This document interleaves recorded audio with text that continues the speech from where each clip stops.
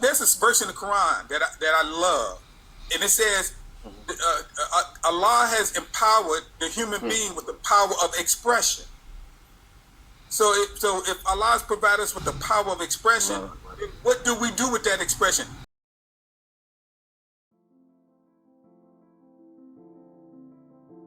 Now we go to our friend from the other side of the globe, Professor Najjar Abdul Musawwir. Can we see his full face, please? I want to see his full face. Nice to see you again, my brother. Likewise. Oh my God, it has been 30 years. Oh wow. God. Alhamdulillah, nice to see you again. Yes. This is truly reconnecting. I still remember, I hear your voice, and you said, I want to come to Malaysia, blah blah blah, and then finally you managed to come for 3 weeks. Beautiful time when you were here. You totally changed the whole energy of the place, healing kind of energy. You have that kind of vibes around you. So thank you very much for joining us today. Just want to ask you, at this particular stage of your life, probably this is a bit personal question, but I think since it's very, you are at the other side of the world, it will be interesting to get to know you. You have been into prison. Yes. If you don't mind me saying this, you have shot people. Luckily he didn't die, and you went to prison. Basically you went through hell, but then you were saved somehow. In prison you were saved. I mean, mentally, metaphorically, I mean literally you were saved. And then you met me, and then you continue your study, and you met me, and you chose art. You chose art. So, may I know, of all the things, why did you choose art? I chose art. I think art chose me. Man, yeah. Because I think what happened is that during the course of my life, I seemed to always been connected with art. Even when I was like, I remember being in 4th grade, and their teacher had us do Crayolas, color with Crayolas on paper, and then take black ink and put it over, cover it up, and then take a tool and scratch into it and do a drawing. And the colors come back to life, comes through this, and you can see this energy. And as a young kid, that always impacted me, and I always found myself returning back to looking at art. Even when I was in high school, I spent time hiding in the library, looking at art books. Even though my reading was not all great at that time, but I think by art constantly coming into my life is almost serendipity. You know, that I just seem constantly being connected.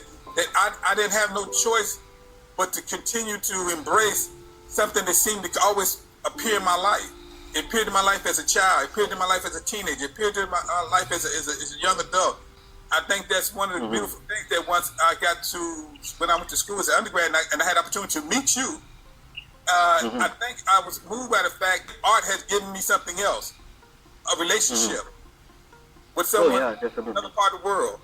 It gave me a relationship with someone who had a spiritual guidance and interest that I had.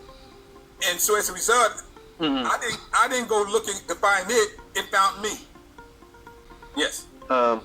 Okay, if I ask you, if I make a statement saying that by having art choosing you, it has somehow helped you to deal with your own, your own inner turmoil or whatever that was going on inside you before. So can that be correct if I say that? You're totally correct. And we are all basically interconnected in this oneness. But of course, it's very difficult to describe values that are intangible, that we can't measure.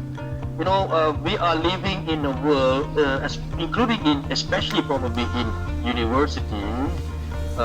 You are teaching in a university, you are a professor in university, alhamdulillah, both of us actually. Anyway, everything has to be measured. And this idea that if everything can be measured, it will be valuable, is somehow a bit, for me, it can be very disturbing, because there are values, there are, intangible values that are very essential, especially at this particular time of human history, that we can't measure, that somehow connect all of us, even you are at the other side of the world, and even if we don't share the same belief system, we are still connected, and we are connected through these intangible values. For example, we are connected through love, we are connected through compassion. What's interesting is that when we paint, I go into a quantum state. It's a quantum. Yeah. I'm no longer in the space that I'm in. I'm in another space. And that's not something and what's interesting about it, when I teach landscape painting or plein air painting to my students, I make them aware of the fact that you will leave one state and actually move through a time that you no longer realize. The time becomes so irrelevant that you look up, a minute has gone by, and next thing you know, 2 hours have gone by, and you wonder what happened. Yes. And this quantum leap almost that we go through, that we experience as all of us, that unifies us and talk about the oneness. That's one of the elements in landscape painting that really unify us and bring us together. And I also some of your writings I've read that dealt with this whole idea of quantum movement.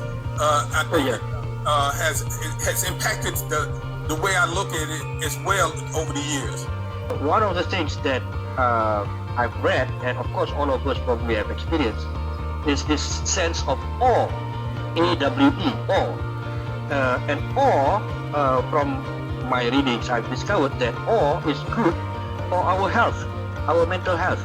If we want to be healthy and if we want to reduce the attack of depression, anxiety, and so on, extreme sadness, anger, bipolar, whatever, try to be in a state of awe, in a state of experience something bigger than us.